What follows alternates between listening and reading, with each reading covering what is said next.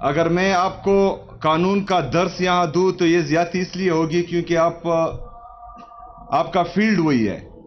لیکن بہرحال جن زیادتیوں سے ہم گزر رہے ہیں ان کا تھوڑا ذکر میں ضرور کروں گا. 26ویں آئینی ترمیم کے ذریعے جو ہمارا خیال ہے کہ عدالتوں کو مفلوج کیا گیا، اس کی مثالیں ہم پیچھے زیادہ نہیں جائیں گے. میں ایک صوبے کا، آپ سب کا منتخب کردہ وزیر اعلیٰ ہوں، چاہے جس بھی پارٹی سے ہوں.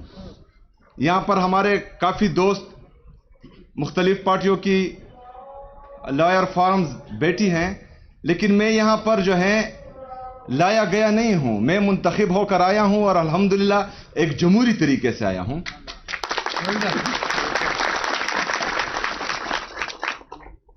تو میں چاہ رہا تھا کہ میں اپنے لیڈر، اپنے قائد جناب عمران خان صاحب سے، جو ہمارے پارٹی کے تاحیات چیئرمین ہیں، ان سے ملوں. 2 سال سے میں ملا نہیں تھا، تو میں ان سے پالیسی گائیڈ لائنز لوں کہ میں نے یہاں پر کرنا کیا ہے. بہرحال وہ ایک طرف، جو آئین اور قانون کی میں بات کرنے لگا ہوں وہ دوسری طرف، اور مین بات وہی ہے.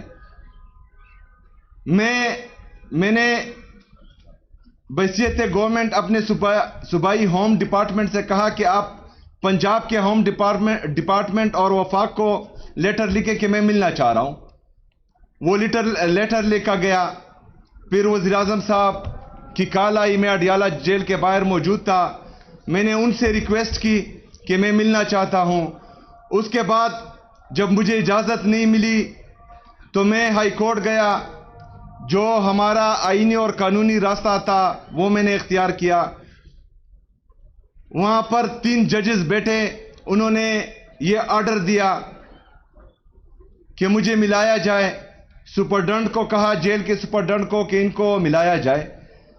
تو میں ہائی کورٹ اسلام آباد سے لے کر اڈیالہ جیل تک گیا اور وہاں پر ایک حوالدار نے مجھے روک دیا.